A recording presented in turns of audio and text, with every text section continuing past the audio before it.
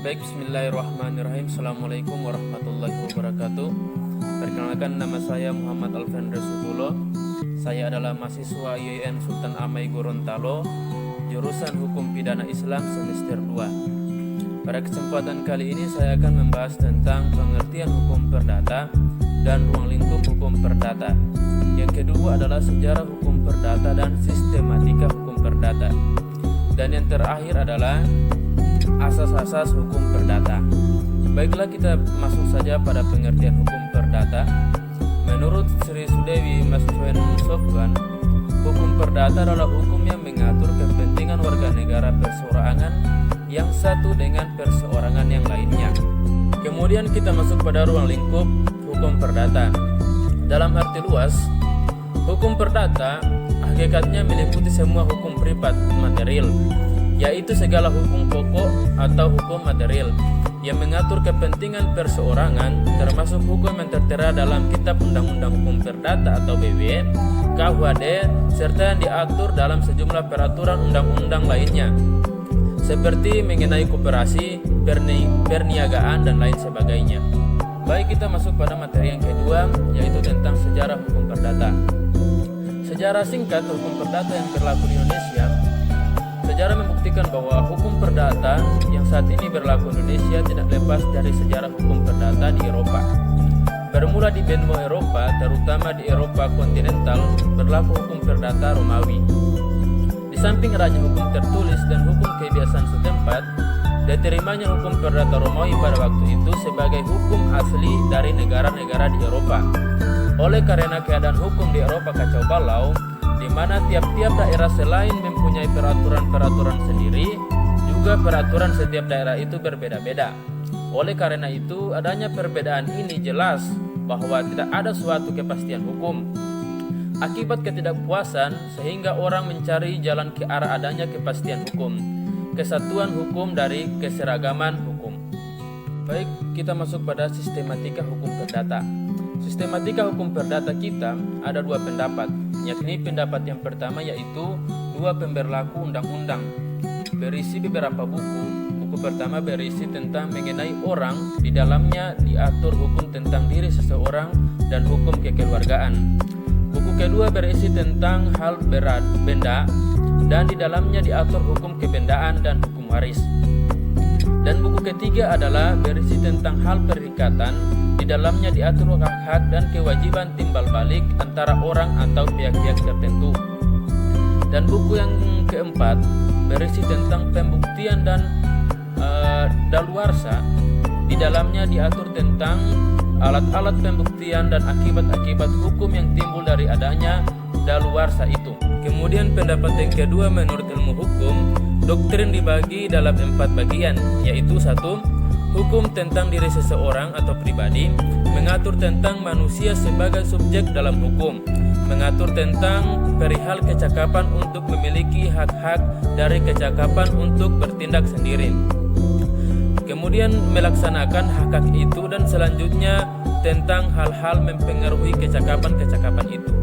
Yang kedua adalah hukum kekeluargaan, mengatur perihal hubungan-hubungan hukum yang timbul dari hubungan-hubungan kekeluargaan, yaitu perkawinan beserta hubungan dalam lapangan hukum kekayaan antara suami dengan istri, hubungan antara orang tua dan anak, dan perwalian dan kuratele. Yang ketiga adalah hubungan kekayaan, mengatur perihal hubungan-hubungan hukum yang dapat dinilai dengan uang. Jika kita mengatakan tentang kekayaan seseorang, maka yang dimaksudkan ialah jumlah dan segala hak dan kewajiban orang itu dinilaikan dengan uang. Baiklah, kita masuk pada materi yang ketiga, yaitu asas-asas hukum perdata.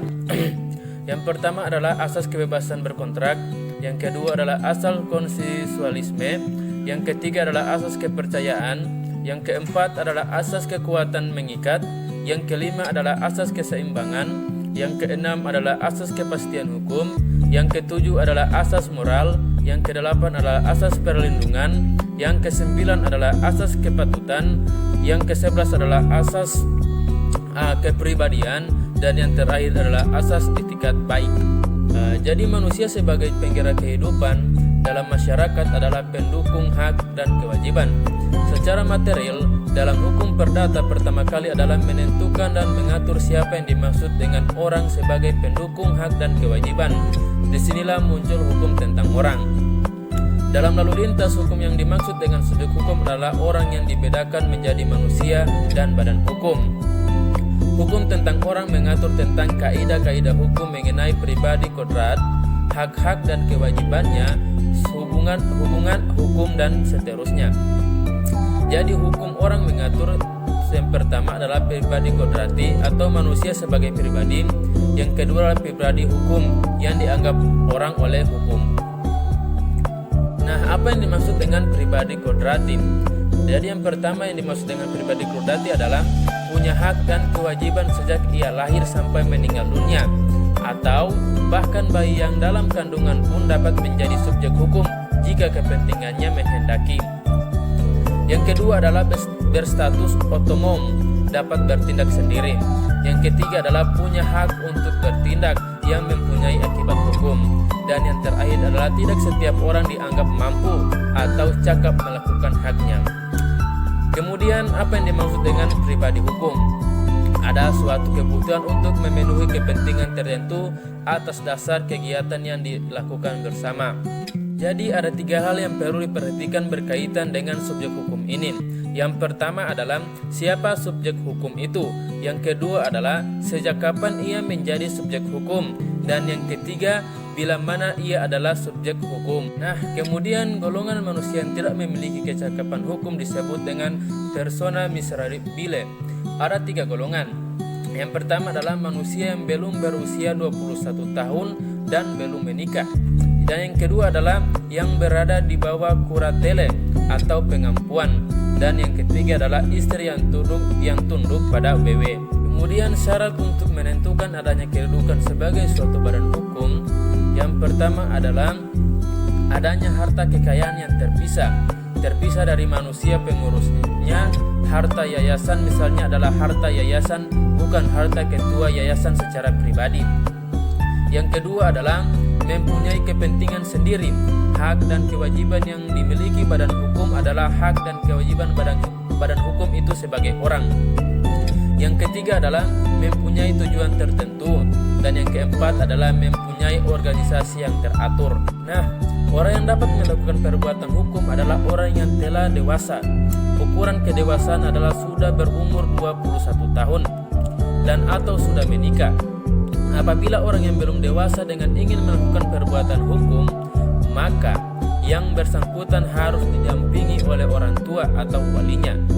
Jadi, perwalian berkaitan dengan perdata seseorang yang dinamakan dewasa. Sementara pengampuan berkaitan dengan ketidakmampuan seseorang yang menjadi sebab dia diampuh. Dewasa adalah keadaan di mana manusia telah dapat dikatakan cakap melakukan perbuatan hukum. Dalam hukum perdata, ukuran dewasa adalah berusia 21 tahun dan sudah menikah.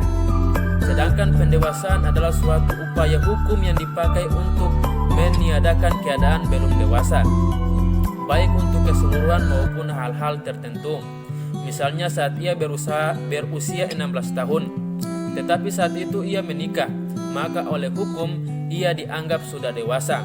Pengaturan pendewasaan terdapat dalam pasal 419 sampai dengan pasal 432 Kitab Undang-Undang Hukum Perdata. Baik, sekarang kita masuk pada berakhirnya pengampuan.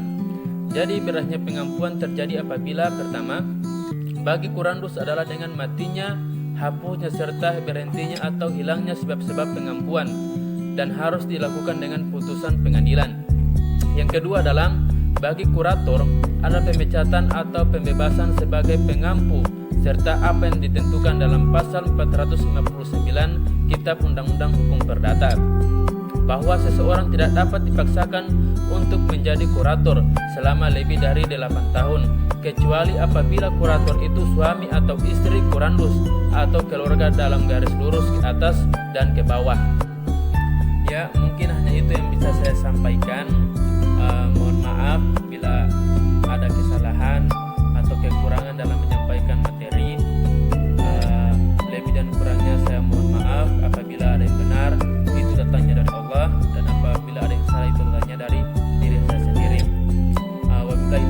hidayah. Assalamualaikum warahmatullahi wabarakatuh.